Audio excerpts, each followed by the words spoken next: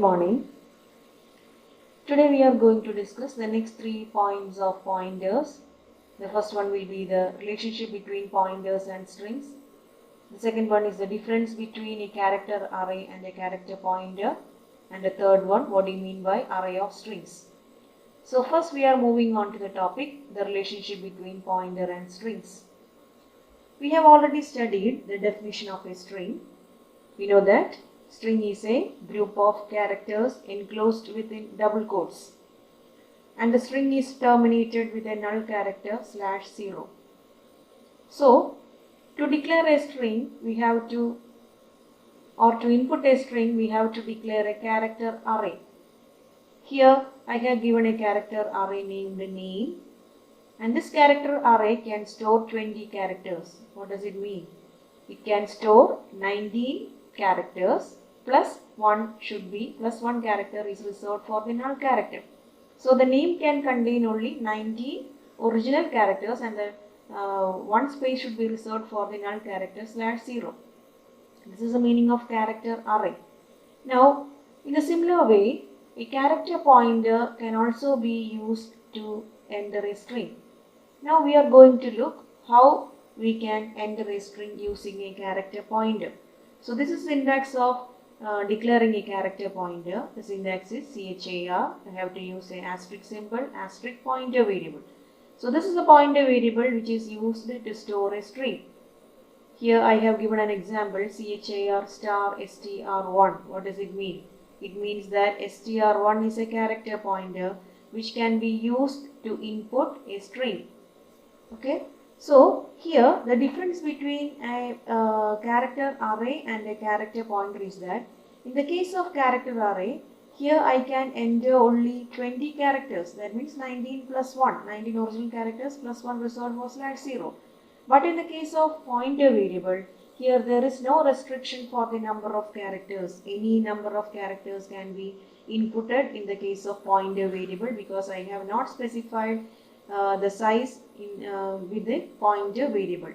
So here the advantage of pointer variable is that I can enter a string. That means I can enter one string with any number of characters. That is a main difference between a character array and a character pointer.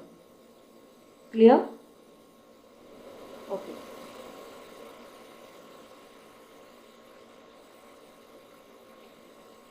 Next we are going to look at the difference between, what are the differences between a character array and a character pointer. So first difference I have already said that in the case of character array, we can specify only we can give only a specified number of characters, whereas in the case of character pointer, we can input any number of characters. That is the first difference. Now the second difference is, in the case of character array, here I have given two character arrays, str1 and str2. Both these character arrays can store 20 characters. Now, in this second statement, I am trying to copy the content of str1 to str2 using the assignment operator.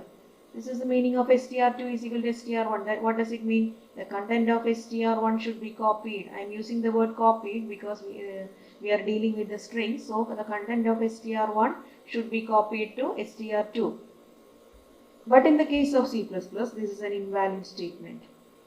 We cannot copy two strings which are declared using character arrays with the help of the assignment operator. If we want to copy two strings which are declared using character arrays in C++, we have to use the strcpy function. strcpy function we have already studied in the first year under the topic string functions. So this is the correct statement in C++. strcpy str2 str1 means str1 will now be copied to str2. But character pointer, in the case of character pointer, two strings can be copied with the help of the assignment operator. So that is the second difference. In the case of character array, two strings cannot be copied. One string cannot be copied to another with the help of the assignment operator. Whereas in the character pointer, one string can be copied to another with the help of the assignment operator. Now let us look this example. Here I have declared a character array named name. This is a variable name, and it can store 20 characters. And in the second statement I have declared a character pointer str1.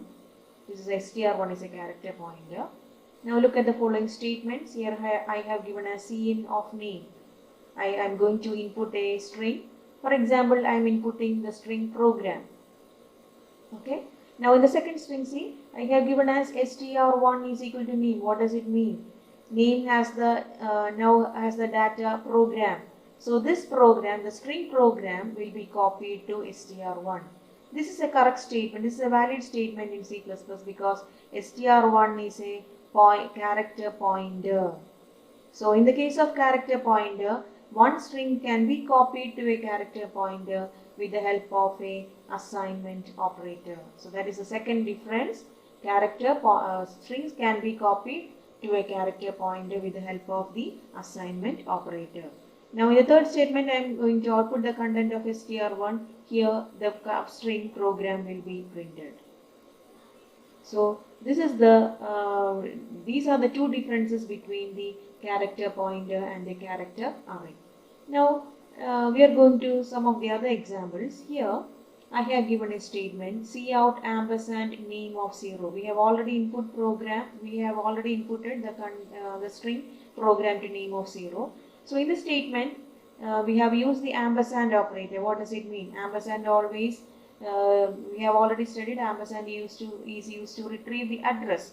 So there is a slight difference in the case of strings. Here, even though I am giving ampersand of name of 0, in the previous classes we have already said that if I am using ampersand variable name of 0, it means the first memory location, that means the base memory location will be printed here. But in the case of string, there is a slight difference. The difference is that if I am using ampersand operator along with the variable name, the complete string will be printed from the corresponding position. That is the difference between a string and any other data types, or character and any other data types. So here I have given as ampersand name of 0. That means from the base address, the complete string should be printed. Okay. So I have inputted the string program. So here the output will be program. Now in the second statement I have given as name of 0. What does it mean? This means that the content means the character. Content means the character of the first position. Only the character of the first position should be printed. So here only the first character P will be printed. And the third statement I have given as star str1. We know that str1 is a pointer variable, and I have already assigned name to the str1. So name or str1 also contains a string program. So if I am giving a star str1, star means we have to retrieve the value. So what does it mean? str1 means the first position. Okay. So the data at the first position will be printed. The data at the first position will be P. So P will be printed. And in the next statement I have given as ampersand of name of name of 1. Here I have used the ampersand operator, means address of operator. Here we are using a character array. So what's the difference between using ampersand in the case of character array? The complete string from the corresponding memory position will be printed. So here this is the first position. So avoiding the character P, ROGRAM will be printed. From this first position, the string will be printed. So P should be avoided and ROGRAM should be printed. And in the next statement I have given as str1 plus 1. str1 means the first memory address. To the first memory address we have to add 1 bytes because the character takes only 1 bytes. So from the second position, if I am adding 1 bytes, that means it is in the second position. Now str1 is in the second position. So from the second position the complete string should be printed. So here also ROGRAM will be printed. And in the next statement, star of str1 plus 1. Star, what does the star mean? Star means value at. So the character at the second position will be displayed. So the character at the second position is R. PRO, the second position is R, so here R will be printed. So this is the speciality of the string, in the case of C++. In the case of string, if I am going to access the address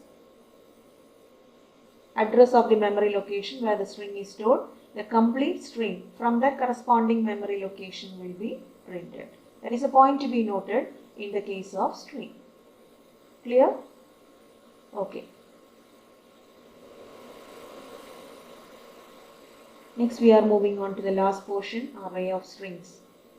So in this I am first going to explain the difference between a character array or a character pointer with the array of strings. The difference is that a character array or character pointer can store only one string. But for example, if I want to store or if I want to input the names of 10 students, that is not possible with the case of character array or character pointer, because the character array or character pointer can store only one string at a time. So if I want to store more than strings at a time, I have to use array of strings. That is a speciality of array of strings. So this is the syntax of declaring a character array, a pointer array of strings. This is the syntax. I have to use the data type char star point a variable. In bracket I have to specify the size. Here the size specifies how many strings should be entered. If I want to enter 2 strings, I will give 2. If I want to enter 3 strings, I will give 3, and so on. And the specialty of this is that each string can contain any number of characters. So that is a specialty of pointer array of strings. Let us see some example. Here I have given as char star name of 7. This means I can input 7 strings and each string can contain any number of characters. This same example can be written with the help of a character array of strings. So this is an example, character array of strings. Here I have given char name 7 of 10. What does it mean? This means that name is a character array which can store 7 different strings, but each string can contain only 10 characters. So that is the advantage of a pointer array of strings and advantage of pointer array compared to character array of strings. Character array specifies the number of characters that should be included in each string, whereas in the case of a pointer array of strings, we can input different strings with any number of characters. Clear? Okay. So next portion, we are going to look how we can initialize a pointer array of strings. A pointer array of strings can be initialized in the same way we are initializing a character array of strings. Here I have declared a pointer array of strings named week, and the size I have specified as 7. That means I can input 7 different strings of any number of characters. And for the initialization, all the initialization method always begins with the opening bracket and ends with the closing bracket followed by a semicolon. Here also I am using the opening bracket, and within the opening bracket I have given the strings. The first string is Sunday, Monday, Tuesday, Wednesday, Thursday, Friday, Saturday, 1, 2, 3, 4, 5, 6, 7. Okay, and each string is enclosed within double quotes separated by a comma. So this is a way of initializing an pointer array of strings. Clear? Okay. So hope all of you have understood today's class. In the next class also we will be continuing with the pointers. Next class will be the last portion of the last class related to the pointer theory portion. Thank you.